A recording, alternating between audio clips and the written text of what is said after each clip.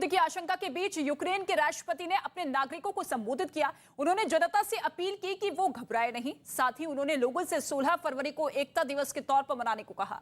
Ukraine के राष्ट्रपति के मुताबिक इस दिन लोग राष्ट्रीय ध्वज फहराएंगे, नीले पीले रंग के फीते लगाएंगे और दुनिया को अपनी एकता दिखाएंगे। यूक्रेन के राष्ट्रपति ने यह भी कहा कि वो बातचीत के माध्यम से हर तरह के विवाद को सुलझाना चाहते हैं।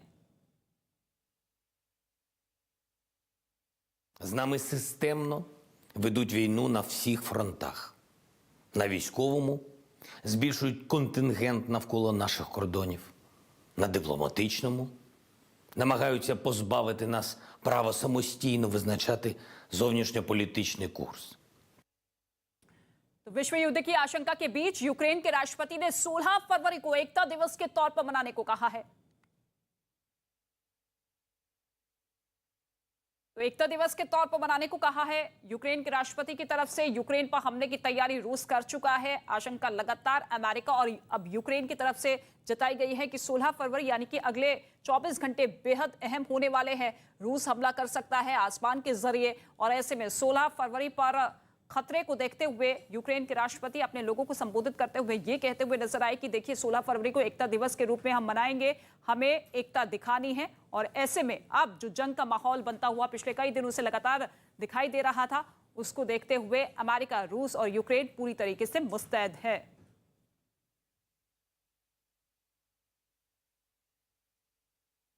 और अमेरिका ने यूक्रेन की मदद के लिए भारी भरकम बम वर्षक विमान B-52 भेज दिए हैं। अगर रूस ने जमीन से आसमान तक तैयारी कर ली है तो अमेरिका और नाटो देश भी खुलकर यूक्रेन के समर्थन में मजबूती से खड़े हुए हैं। अमेरिका के B-52 बम वर्षक विमानों ने ऐसे वक्त में उड़ान भरी है जब अमेरिकी राष्ट्रपति बाइडेन ने यूक्रेन के राष्ट्रपति को पूरी मदद करने का वायदा किया है। अमेरिकी वायुसेना के ग्लोबल स्ट्राइक कमांड ने इन बम वर्षक विमानों को ब्रिटेन के फेयरफोर्ड वायु सैनिक अड्डे पर तैनात किया है। अमेरिकी बॉम्बर अपने होम बेस नॉर्थ डकोटा से ब्रिटेन पहुंचे हैं। खास बात यह है कि सभी विमान अगले 3 हफ्ते तक ब्रिटेन में ही रहेंगे। अमेरिका का B-52 बॉम्बर एक बार में 32,000 किलोग्राम वजन तक का हथियार ले जा सकता है। इसकी मारक क्षमता करीब 14,080 किलोमीटर है, यानी इसके जरिए रूस के किसी भी हिस्से पर बम बरसाए जा सकते हैं। इसमें 6 इंजन लगे होते हैं। B-52 एक साथ 20 क्रूज मिसाइल ले जा सकता है। जंग छिड़ने पर यह 10 घंटे तक उड़ान भर सकता है, जो किसी भी लड़ाकू विमान की क्षमता से कहीं ज्यादा है।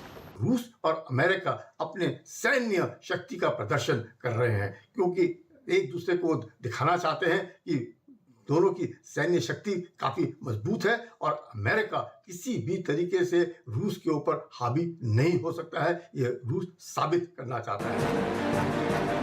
B-52 के ब्रिटेन आने की सबसे बड़ी वजह रूस की सेना का आक्रामक रवैया माना जा रहा है। रूस की सेना का युद्धाभ्यास माना जा रहा है।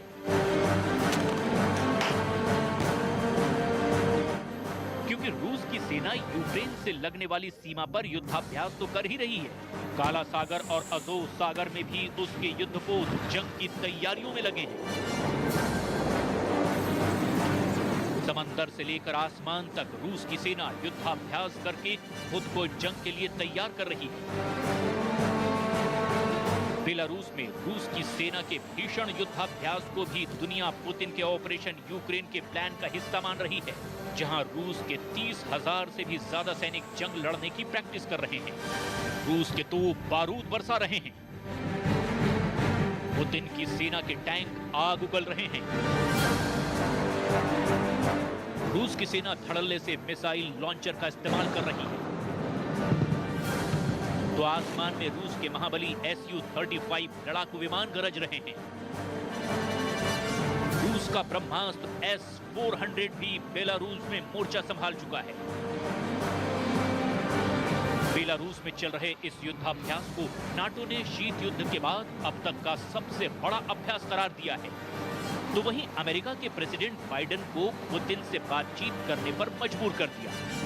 रूस के राष्ट्रपति व्लादिमीर पुतिन और अमेरिका के राष्ट्रपति जो बाइडेन ने यूक्रेन को लेकर 1 घंटे से भी ज्यादा वक्त तक फोन पर एक लंबी बातचीत की। इस कॉल के दौरान दोनों राष्ट्राध्यक्षों के बीच यूक्रेन तनाव पर पॉइंट टू पॉइंट बातचीत हुई, लेकिन चिंता की बात यह रही कि 60 मिनट से भी ज्यादा वक्त तक चली बातचीत में नतीजा नहीं। यूक्रेन तनाव को लेकर के बाइडेन और पुतिन के बीच बातचीत तो हुई है, लेकिन कोई नतीजा नहीं निकला है, बल्कि हर घंटे तनाव बढ़ता जा रहा है। दोनों ही अपने अपने शक्ति का प्रदर्शन कर रहे हैं। पुतिन ने साफ बताया है कि उसके स्फीयर ऑफ इन्फ्लुएंस में अमेरिका दखल अंदाजी ना दे। अमेरिका ने पुतिन को कहा है कि वो यूक्रेन के ऊपर हमला ना करे, नहीं तो वो ऐसे जबरदस्त आर्थिक सैंक्शंस लगाएगा जिससे रूस को